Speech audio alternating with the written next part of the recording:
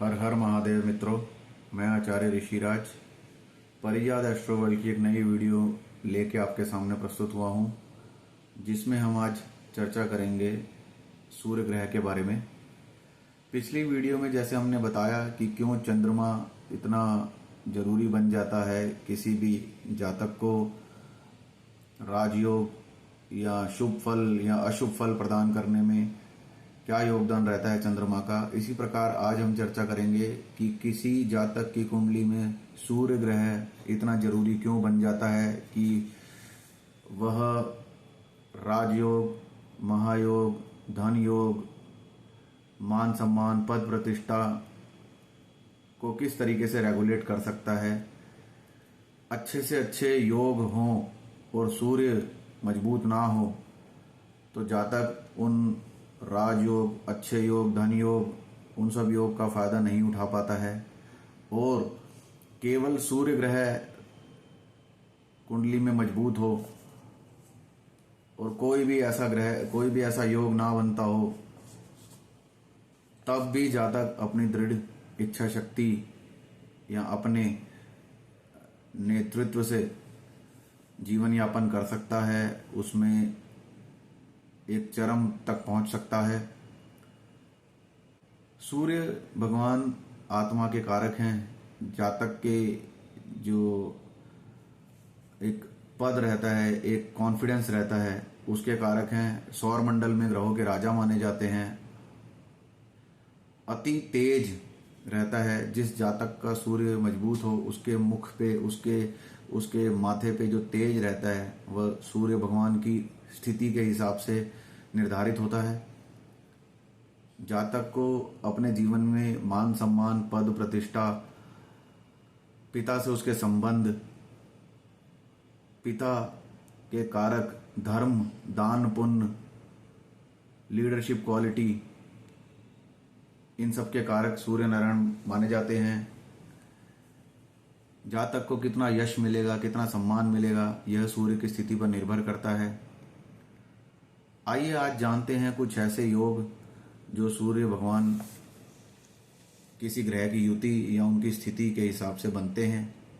जिसमें से सबसे महत्वपूर्ण योग तो आपने बहुत बार सुना भी होगा। एस्ट्रोलॉजर्स आजकल बहुत तवज्जो देते हैं उस योग पर, जिसका नाम है बुध आदित्य योग। जिसमें जब आदित्य यानी सूर्य भगवान बुध ग्रह के साथ युति करते हैं तो यह बुध आदित्य योग का निर्माण होता है। यह एक बहुत ही शुभ फलदायक योग है, जिसमें सूर्य और बुध एक साथ एक भाव में युति करें तो उस भाव के कारकत्व को बहुत ज्यादा बढ़ा देते हैं, जिसका शुभ फल जातक को प्राप्त होता है। बुध कारक है वाणिज्य के, व्यापार के, फाइनेंस के, और सूर्य कारक है उसमें लीडरशिप के, मान सम्मान के। तो आप इन बातों से ही समझ सकते हैं कि बुध आदित्य योग के क्या परिणाम जातक को मिलते होंगे। वह शीर्ष पे पहुंच जाता है, अपने व्यापार में मान सम्मान की प्राप्ति करता है, धन सम्मान की प्राप्ति करता है। उसके अलावा एक योग जिसको हम जानते हैं वेशी योग के नाम से, जिसमें जिस भाव में सूर्य बैठेंगे उस भाव से द्वितीय भाव में, यानी कि जहां सूर्य बैठ रहे हैं उससे पहला मान के उससे दूसरे भाव में, जब हम एंटी क्लॉकवाइज चलते हैं कुंडली में, तो सूर्य भगवान जहां बैठे हैं, जिस भाव में बैठे हैं, उससे दूसरे भाव में चंद्र को छोड़ के और राहु केतु को छोड़ के अगर कोई ग्रह बैठा है तो यह वेशी नामक योग का निर्माण करता है, जो कि अत्यंत शुभ फलदायक योग है। जिसमें मंगल, बुध, गुरु, शुक्र, शनि को हम शामिल करते हैं। इससे सूर्य को बल मिलता है और सूर्य शुभ परिणाम देने में सक्षम रहते हैं। वेशी के बाद दूसरा महायोग सूर्य भगवान निर्माण करते हैं, जिसका नाम है वोसी या वासी योग भी कहा जाता है। इसमें चंद्र को छोड़ के और राहु केतु को छोड़ के सूर्य के द्वादश भाव, यानी कि एंटी क्लॉकवाइज अगर हम चलते हैं तो सूर्य के एक भाव पीछे, सूर्य को जहां बैठे हैं उसे पहला भाव माना जाएगा और उससे एक भाव पहले एक भाव पीछे। एंटी क्लॉकवाइज तो हम कुंडली पढ़ते हैं, जब क्लॉकवाइज जाएंगे तो सूर्य से जो पहला भाव होगा उसमें अगर कोई ग्रह बैठे हैं, विराजित हैं, तो वह वासी योग का निर्माण करते हैं, जिसमें मंगल, बुध, गुरु और शनि, शुक्र को शामिल किया जाता है। चंद्र, राहु, केतु को इसमें शामिल नहीं किया जाता। यह भी अति शुभ फलदायक है, इससे भी सूर्य को बल मिलता है और सूर्य शुभ परिणाम देने में सक्षम हो जाते हैं। उसके बाद मित्रों, जो तीसरा भी नहीं कहेंगे इसे, अगर बुध आदित्य योग को गिना जाए तो यह चौथा सबसे महत्वपूर्ण सूर्य से निर्मित एक योग है, जिसका नाम है उभयचारी योग। इसमें जब जातक अपनी कुंडली में जहां सूर्य बैठे हैं वहां से द्वितीय और द्वादश, यानी कि क्लॉकवाइज और एंटी क्लॉकवाइज, अगर सूर्य को पहला नंबर भाव मान लिया जाए और उससे पहले और पिछले भाव में कोई भी ग्रह बैठे हों, दोबारा बताना चाहूंगा, इसमें चंद्र और राहु केतु को शामिल नहीं किया जाता है। इसमें केवल मंगल, बुध, गुरु, शुक्र और शनि ग्रहों को शामिल किया जाता है। यह एक उभयचारी नामक महायोग का निर्माण करता है, जिससे सूर्य अत्यंत बलशाली हो जाते हैं और जातक को शुभ फल प्रदान करने के सक्षम हो जाते हैं।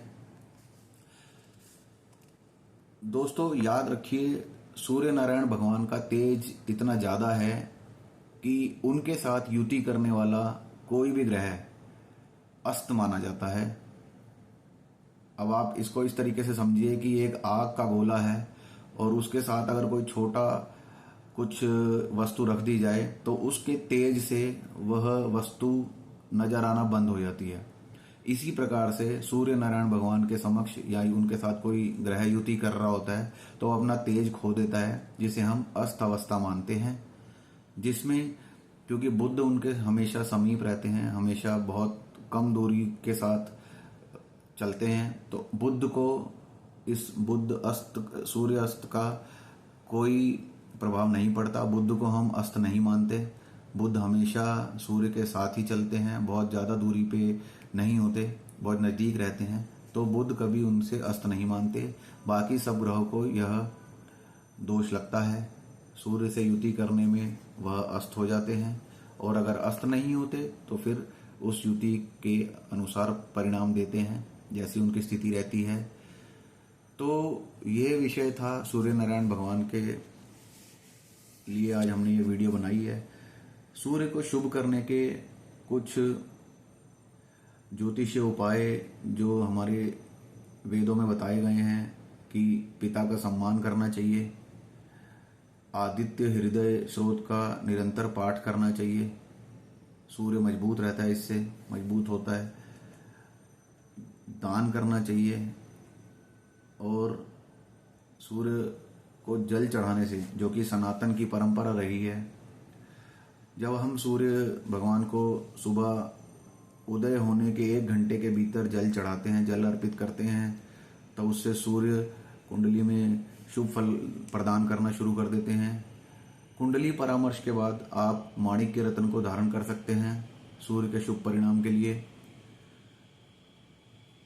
पिता का सम्मान, पिता तुल्य व्यक्तियों का सम्मान, उनकी सेवा करने से सूर्य प्रसन्न होते हैं और जातक को शुभ फल प्रदान करते हैं। तो ये सब सूर्य को मजबूत करने के कुछ उपाय हमने आपको बताए हैं। आप कुंडली परामर्श के लिए हमसे संपर्क कर सकते हैं। चैनल को सब्सक्राइब कीजिए, लाइक कीजिए एंड शेयर कीजिए। आपका बहुत बहुत धन्यवाद। हर हर महादेव। जय हिंद।